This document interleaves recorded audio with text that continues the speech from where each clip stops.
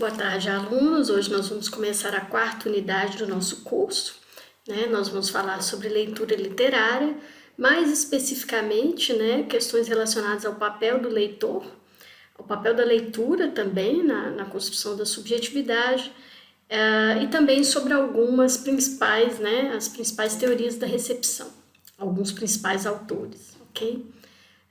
Mas para começar a discutir esse tema, né, da leitura, mais especificamente da leitura literária, eu coloquei nesse slide aqui algumas estruturas, né, que algumas delas vocês já devem conhecer, né, mas para a gente trabalhar o que se modifica, né, quando a gente pensa no leitor dentro da estrutura da comunicação literária, ok? Então, bom, essa primeira estrutura aqui, né, desse primeiro quadrinho, vocês já devem conhecer da época de escola, né? É uma estrutura de comunicação, uma estrutura da comunicação, na verdade, proposta pelo Roman Jakobson, tá? Também é um teórico da literatura. Ele, da linguagem, né, de uma maneira geral. Essa estrutura é um pouquinho mais complexa, né, mas eu reduzi um pouquinho para a gente observar os principais aspectos, né, da comunicação, que são basicamente o emissor, a mensagem que esse emissor emite, né, ou que ele envia para um determinado receptor, né? Então, basicamente é essa a estrutura da comunicação. Você já deve muito provavelmente ter visto isso no colégio, né? Essa mensagem que é emitida pelo receptor, ela é criada ou construída a partir de um determinado contexto, né? Esse contexto, evidentemente, é cultural, linguístico, ético, econômico, social, enfim. O contexto é tudo que vem com o texto, junto com o texto. Então, que está em torno do texto ali, que permite que esse texto, ou que essa mensagem nasça, né? Ou seja, criada. E normalmente essa mensagem é escrita a partir de um determinado código, né? Por exemplo, pode ser a língua portuguesa, a língua inglesa, a língua espanhola, a língua de sinais, né? No caso de uma mensagem audiovisual, por exemplo, como os vídeos, o cinema, né? Esse código são as imagens propriamente ditas, né? Imagens em movimento, luz, sombra. Então, há todo um código imagético ali, estético, né? Que nos permite entender aquela mensagem de um filme, por exemplo, ou de um vídeo, tá? Na música também, né? Um código aí, se for uma música, mesmo uma música sem letra, por exemplo, ela tem um código ali musical, né? Que nos permite compreender aquela mensagem de alguma maneira. Então, em toda a comunicação humana, né? Eu tenho um emissor, uma mensagem e um receptor. Se a gente transporta essa estrutura básica da comunicação para a comunicação literária, né, seja ela oral ou escrita, o emissor é chamado de autor, mas é a mesma coisa, ele está emitindo uma mensagem. No caso do autor, ele está escrevendo, né, ou se não estiver escrevendo, se for um texto oral, por exemplo, ele cria na cabeça dele, vai estar articulando esse texto, né, cantando, né, esse texto, ou contando uma história oral, né. E aí, essa mensagem é chamada de obra, também é criada a partir de um determinado contexto, e esse contexto tem várias características, né? Um contexto com vários desdobramentos ou várias camadas, né? Como eu falei. Então, tudo interfere aí, né, na criação dessa obra, todo o contexto em que ela foi escrita. Então, o contexto, por exemplo, histórico, a época em que ela foi escrita, né? A classe social do autor ou da autora, o gênero, a etnia desse autor, as condições socioeconômicas, né, que esse autor ou essa autora viveram enquanto escreviam a obra, né, ou enquanto compunham uma obra oral, uma série de características culturais também, ideológicas, né? Enfim, tem uma série de nuances aí que influenciam a criação, a escrita dessa obra. Da mesma forma que uma mensagem, por exemplo, de outra ordem não literária, se uma mensagem publicitária, por exemplo, uma música, um filme, mesmo sinais de trânsito, por exemplo, são mensagens, né? Comunicam alguma coisa de um emissor qualquer, que no caso, né, dos sinais de trânsito são as instituições, né, que regem as leis de trânsito. Elas criam determinadas mensagens na placa, né, por exemplo. Aliás, a placa é a mensagem, né, escrita com um determinado código de formas e tal. Por exemplo, uma seta que está virada para a esquerda ou para a direita, e aí o receptor vai entender que ele pode ou não virar à direita ou à esquerda e ir em frente, o que ele deve fazer. Tá?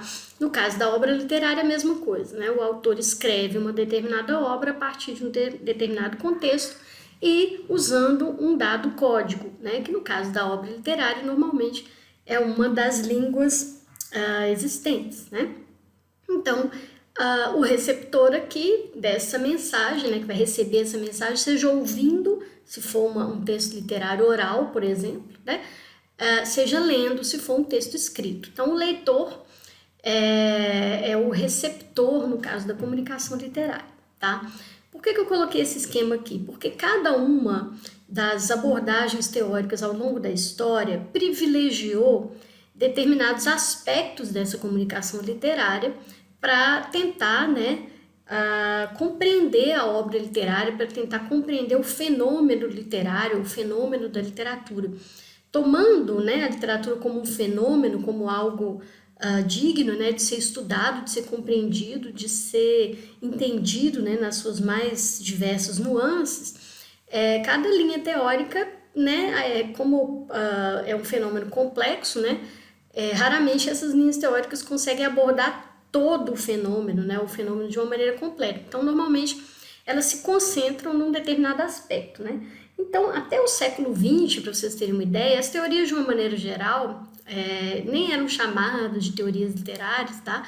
Mas, enfim, as abordagens teóricas, ou as abordagens explicativas da literatura, vamos chamar assim, elas se concentravam no autor, né?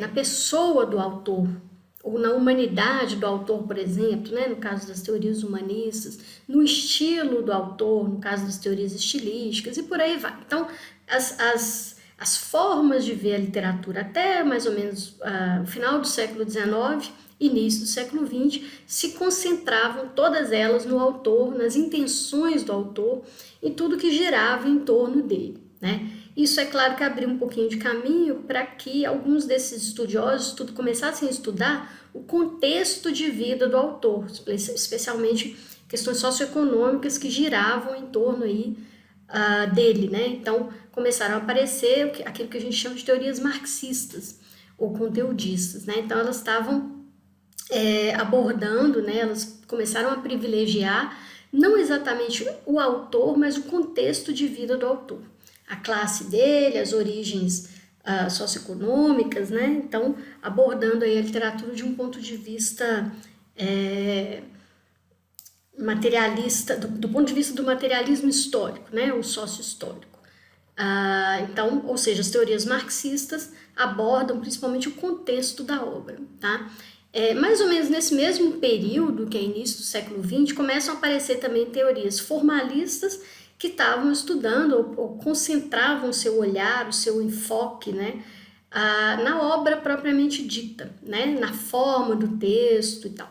Então, as teorias formalistas, estruturalistas, por exemplo, que derivam, as teorias estruturalistas derivam das formalistas, mas aparecem aí já na segunda metade do século XX, se concentram também na obra em si, né, e no código, né, ou seja, na língua com que ela é escrita. Então, basicamente no código e na obra, ou no caso das teorias marxistas, no contexto. Então, também essas teorias aqui que estão em azulzinho se concentravam num aspecto específico da comunicação literária, deixando de lado, por exemplo, o autor e o leitor. Essas teorias aqui que estão no quadrinho laranja também, por exemplo, né, não consideravam muito questões relacionadas ao contexto, à forma do texto, né, se concentravam muito no autor. E, mais recentemente, a partir da segunda metade do século XX, são teorias bem jovens, né, num certo aspecto, começam a aparecer aquilo que a gente chama de teorias da recepção, né? Ou seja, desse receptor aqui. Poderiam ser chamadas teorias da leitura também, tá? Então, são aquelas teorias que se concentram no leitor, ou seja, no receptor da mensagem, e deixam, evidentemente, um pouco de lado esses outros aspectos aqui, né? O aspecto da autoria e o aspecto do próprio texto, do contexto, do código, tá? Claro que isso está um pouco simplificado, mas é só para vocês terem uma ideia que foi só na segunda metade do século XX, ou seja, isso tem mais ou menos 50, 60 anos, que o leitor começou a ser levado em consideração na comunicação literária, né? Então, durante séculos, só o autor importava. No século XX começaram a ser importantes ou a ser consideradas outras questões, como o próprio texto, e questões, por exemplo, de conteúdo, de história, de ideologia, etc. E questões formais, estruturais também relacionadas à linguagem, né? E só muito recentemente o leitor entrou no jogo, né? O leitor entrou em cena. Bom, dito isso, né, é importante destacar então, a partir de agora, o que são exatamente essas teorias da recepção, né? Então vamos ver, a princípio, algumas características mais gerais, depois a gente vai se concentrar um pouquinho mais nas teorias do Yaus, né? Em alguns conceitos, na verdade, e do Iser, que são os principais autores dessa linha teórica, tá? Existem outros autores, mas esses são os dois principais, os que definiram realmente os principais conceitos, os principais problemas dessa linha teórica, né? Essa linha, né, de teorias da recepção, ela foi influenciada, muito fortemente influenciada pela fenomenologia, né? Que também aparece mais ou menos no mesmo período aí, né, final do século XIX para o início do século XX, mais especificamente a filosofia do Husserl, do Heidegger, do Gadamer, também a filosofia de Nietzsche, né? Ela também foi influenciada um pouco pelas teorias do pós-estruturalismo, né? Mas principalmente, eu acho, por toda uma nova concepção de mundo, né? Novos paradigmas que entram em ação realmente a partir do século XX, tá? Então, as teorias da recepção, de certa forma, são fruto, né, do seu tempo, né, e dos problemas que aparecem né, para o campo do pensamento humano a partir do século XX. Então, como eu estava dizendo antes, né, a literatura não é mais vista como algo que é apenas, né, digamos, da ordem do autor, né, algo que é responsabilidade apenas do autor, não é algo que de certa forma se resolve, né, ou acaba no texto, mas é um complexo, né, é uma estrutura complexa onde tudo, né, tem uma importância muito forte, e a importância do leitor também é colocada em evidência, né, de certa forma. Então, é como se o leitor, que até então fosse visto de uma forma um pouco passiva, né, como alguém que simplesmente recebe uma informação, né, tá lá tranquilo, vem alguém com uma informação, com uma mensagem, né, e ele recebe aquilo ali como se ele fizesse o download daquilo, né, na mente dele, pronto, né. Começou-se a perceber, né, principalmente a partir da filosofia do Heidegger, né, que a consciência, né, do indivíduo, né, elabora um recorte muito importante na forma como ele recebe o mundo, as informações do mundo e tal. Então, de certa forma, essa recepção como algo que é um processo ativo, né, de tradução, de interpretação e tal. Então, não é algo assim simplesmente passivo, né, como se o leitor recebesse tudo pronto, né? Ele recebe uma coisa, mas ele atua, né? Ele age sobre essa coisa, que é a mensagem, portanto, ele afeta e é afetado por ela, né? Ele não é simplesmente afetado, ele também afeta o jogo da interpretação.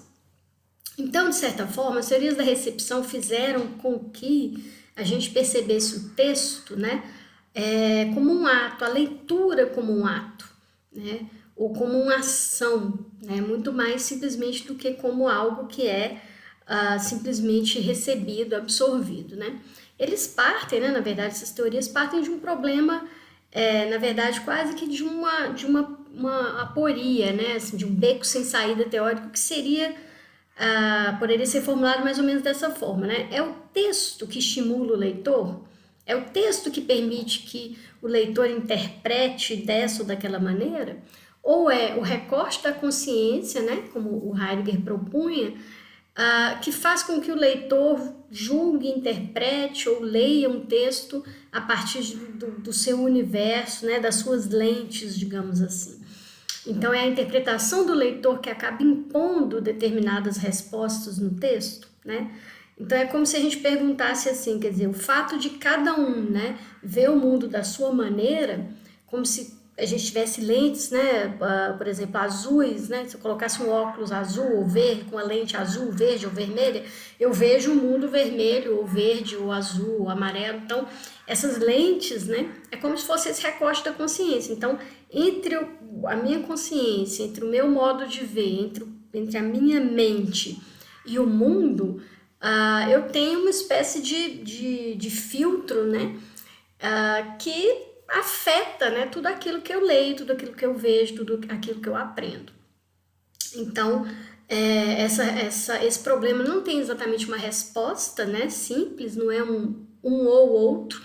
Na verdade, as duas coisas, de certa forma, acontecem no ato da leitura, né, ou na ação de ler. A gente tem que pensar a leitura muito como um processo que tem começo, meio e fim, tem paradas, né? Ela tem ritmos, ela tem dinâmicas próprias. Então, a leitura não é simplesmente um fenômeno que acontece com o leitor, né? É um fenômeno aí bastante ativo, né? Como se ele realmente jogasse com o texto, brincasse com o texto, tentasse ali, de certa forma, traduzir o texto sobre os seus próprios termos, né? Sobre o seu modo de ver o mundo. Então, é como se o leitor traduzisse o texto da melhor maneira, ou da maneira que é mais conveniente, que é mais fácil, talvez, às vezes, ou que é mais interessante para ele, tá? Então, essas teorias da recepção, elas não respondem, né, a esse problema, mas elas tentam responder, né? Então, o princípio dessas teorias é justamente tentar resolver esse problema da melhor maneira possível, equacionar esse problema, e tentando sempre privilegiar, né, a leitura como um ato, né, e todos os condicionantes que, de certa forma, condicionam esse ato sempre no tempo presente da leitura. Então, cada leitura é única, cada leitura é uma, né? Então, se eu leio um texto hoje, eu leio esse mesmo texto amanhã, a minha leitura é afetada por tudo que está acontecendo naquele momento presente e ela fica diferente, né? Até porque eu já li esse texto, então eu leio mais rapidamente, eu observo outras coisas, porque eu já sei a arquitetura geral do texto, então eu sou capaz de observar detalhes que eu não vi na primeira leitura, etc., né?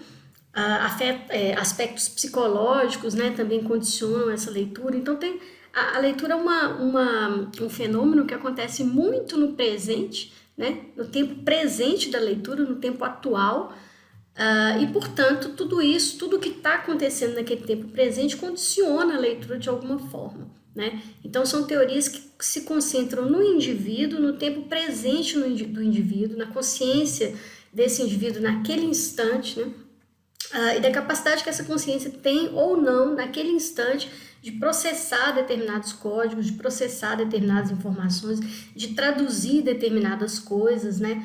Ou, por exemplo, se essa consciência ela já está afetada, né, por recortes ideológicos, por exemplo, é evidente que ela vai levar esses recortes ideológicos para a leitura e às vezes vai forçar um texto que nem tinha determinadas características, ela vai ver determinadas coisas no texto que às vezes nem estão lá, né?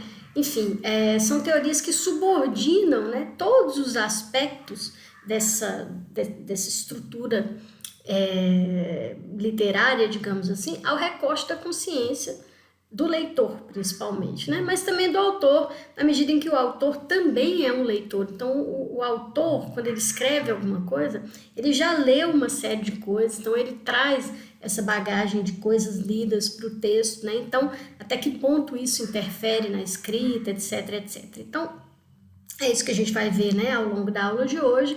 Mas os princípios dessas teorias, né, que a gente chama de teorias da recepção, mas que a gente também poderia chamar de teorias da leitura, é que o observador, ou seja, o leitor, ele intervém ativamente no ato de percepção de leitura, né? Então, o leitor não é visto mais como alguém passivo, como eu já falei, mas sim como alguém que ativamente participa desse processo. E quanto mais ele participa ativamente do processo, melhor esse processo, melhores resultados esse processo tem. Então, ele lê melhor quando ele está mais ativo, quando ele está mais engajado, digamos assim, quando ele está mais focado exatamente naquele processo de leitura. Vocês já devem ter percebido, por exemplo, que quando vocês leem distraidamente, né, às vezes lê 5, 10 páginas, eu vou, peraí, o que eu li mesmo, né? Mas eu estava distraído pensando em outra coisa. Como assim? Eu li e não li ao mesmo tempo, né? Então isso é muito comum porque a leitura é um processo ativo, né? E esse receptor, que é o leitor, ele está ativamente implicado na elaboração do sentido. Então, se ele não está ali, por alguma razão, né, esse sentido não é construído. E se ele está ali demais, né, se ele força demais o texto na direção daquilo que ele quer que o texto diga, essa leitura também vai ser complicada porque ele age demais sobre o texto, ou age de menos, lê muito distraidamente, né, não lê, na verdade, enfim. Existem várias camadas, várias questões envolvidas aí nesse processo, ok? Então, para começar, vamos ver alguns conceitos do Jauss, tá? Hans Robert Jauss. Ele criou, mais ou menos a partir dos anos 60, alguns conceitos, né? Ele observou esse fenômeno da leitura a partir de um recorte muito particular que depois vai fundamentar, né, o que a gente conhece hoje como teoria da recepção, tá? Um dos principais conceitos, né, do Jauss é o de horizonte de expectativas, né? Ele percebeu, né, que não só os leitores particulares tinham um certo número de expectativas quando entravam em contato com determinado texto, como também, coletivamente falando, um período histórico específico, né, usava uma série de critérios, né, para julgar determinados textos, e isso afetava a leitura de todo um conjunto de pessoas durante um período específico de tempo. Então, vamos dar um exemplo aqui, por exemplo, digamos que um autor, no início do século XX, por exemplo, nos anos 20, né, estivesse querendo escrever um poema, né? Então, ele já sabe, né, o que é um poema, né, o que é um bom poema naquele universo temporal em que ele vive, né, no universo cultural também. Então, naquela sociedade dele, ele já sabe mais ou menos o que é esperado de um poema, e ele pode, de certa forma, como está aqui nesse último item, né, ele pode questionar essas expectativas ou tudo isso que é esperado daquele poema e fazer um poema que supra exatamente tudo que é esperado da poesia naquele dado tempo, naquele dado espaço, né? Por exemplo, rimas, né? É muito comum isso, geralmente as pessoas que leem pouco, que conhecem pouca poesia, às vezes entram em contato com um poema que não tem rimas e se surpreendem, né? Nossa, mas não tem rima, poema, né, pode não ter rima, né, e acham estranho e tal, né. Essa, por exemplo, era uma expectativa lá do século XIX, né, mas mesmo alguns leitores de hoje, do século XXI, ainda esperam que um poema seja rimado. Claro que são leitores que não conhecem muito de literatura, porque justamente esse paradigma da rima já foi quebrado, né, lá depois do romantismo, né. Então, até antes, né, na verdade, mas enfim. Então, se uma sociedade tem uma série de expectativas para um determinado texto, né, para um determinado gênero, como um poema, por exemplo, a poesia, e esse autor quer, digamos, vender, né, se ele quer ser lido, se ele quer fazer sucesso, né, ele tende a aceitar essas expectativas, tudo que se espera daquele texto, e ele tenta suprir essas expectativas da melhor maneira possível. Alguns artistas pensam, não, eu não vou simplesmente aceitar, né, que tudo isso seja, tudo que é esperado para um poema eu vá fazer, né, vou fazer diferente, eu quero fazer uma coisa diferente, quero fazer uma coisa original. Então ele pode questionar esse horizonte de expectativas do tempo dele, né, e enfrentá-lo, às vezes recusando completamente. O que pode acontecer é que ele não vai ser compreendido no seu tempo presente, ou seja, no seu contexto de aparecimento, né, ou de publicação, por exemplo. Então, uma obra tem um determinado contexto de aparecimento que às vezes não reconhece as suas potencialidades, as suas qualidades, né? O exemplo clássico é o Van Gogh, né, que não vendeu um único quadro em vida e posteriormente, né, foi considerado gênio, os quadros valem milhões de dólares, etc. Então, quer dizer, no tempo dele, né, a obra não pode ser lida, não conseguiu ser lida, não foi valorizada, né? Porque ela quebrava demais o horizonte de expectativas do que era um quadro naquele momento, né? E vários artistas, né, tiveram esse mesmo tipo de problema porque rompem demais, né? Então, o horizonte de expectativas, digamos assim, dá um certo espectro, né, de possibilidades para o autor. Ele pode cumprir isso de alguma forma, né? Talvez questionando uma coisa ou outra, ou ele pode negar esse horizonte de expectativas e oferecer uma coisa completamente diferente para o leitor. Então, é como se, digamos, todos os leitores de uma determinada época esperam que o autor entregue para eles, por exemplo, um copo de vinho tinto, digamos. E aí o autor chega e entrega uma cerveja, ou entrega um copo de água, né? Então as pessoas vão, opa, peraí, não, água, eu queria vinho e eu tô ganhando água, eu queria água, eu tô ganhando vinho, né? Algo assim. Então, se você quebra demais as expectativas, né? Você pode não ser compreendido, você pode ser rejeitado, pode não vender nada, pode nem entrar para a história, pode não ser publicado, pode ser completamente esquecido, etc. e tal. Então, muitos autores tendem, né, a romper um pouquinho as expectativas. Então, por exemplo, se está todo mundo esperando um copo de vinho tinto, por exemplo, eu posso oferecer um rosé, né? E aí eu estou mais ou menos cumprindo essas expectativas do tinto, mas é um tinto um pouco mais claro, um pouco diferente, uma coisa um pouco mais leve e tal. Então, ele mantém algumas dessas expectativas e questiona outras, e aí nisso ele consegue ser um pouquinho mais bem recebido, etc e tal, né? Então, o Yaus vai perceber isso, que o horizonte de expectativas afeta muito a recepção de uma obra, a recepção, inclusive, não só de um leitor para o outro, né, ou de um grupo para o outro, mas às vezes coletivamente, né? Ela pode ser amplamente rejeitada no seu contexto original de aparecimento, né? E depois ser bem recebida.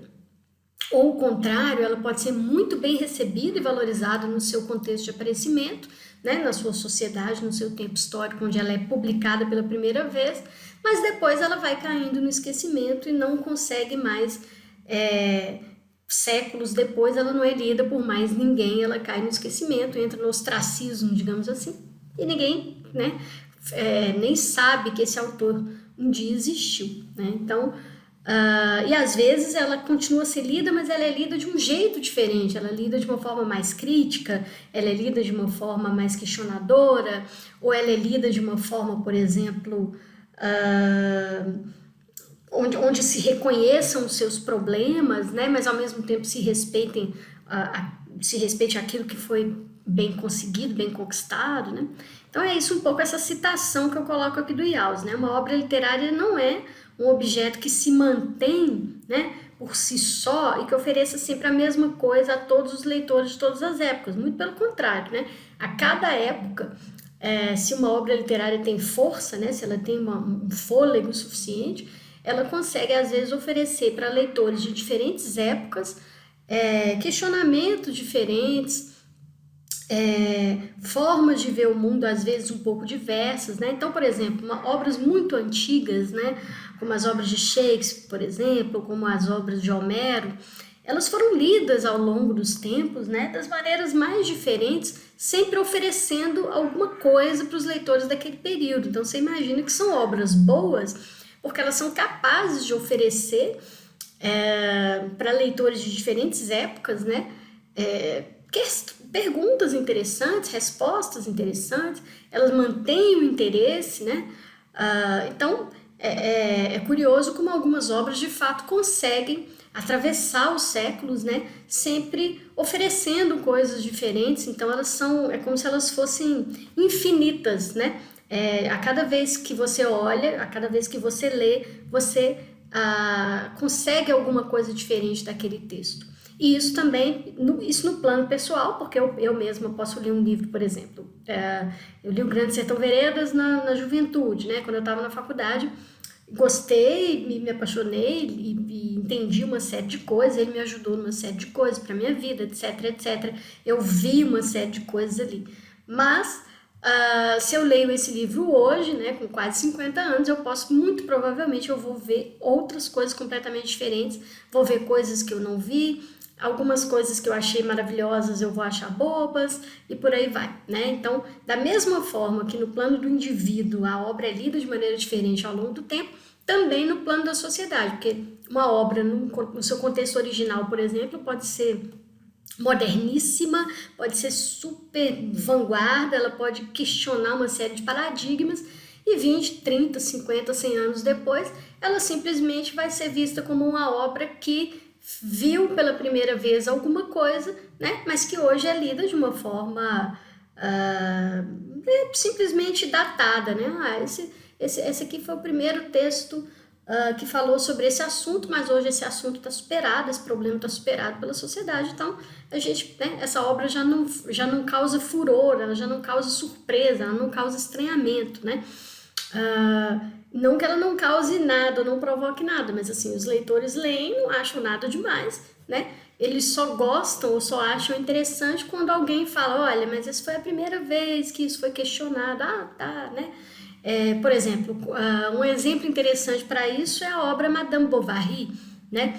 Onde o desejo feminino aparece pela primeira vez, né, na literatura, inclusive de uma maneira que foi tão nova, tão inusitada, tão original, digamos assim, que o autor ele foi processado, né, foi julgado, etc e tal.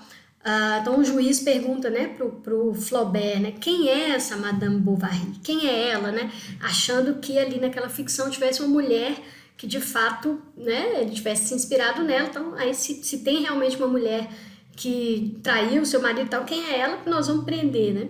E aí o Flaubert fala assim, não, Madame Bovary c'est moi, né? Ou seja, Madame Bovary sou eu criei essa mulher, né? E foi a primeira vez que aparece ali uma mulher que tem desejos fora do casamento e trai o marido de fato, né?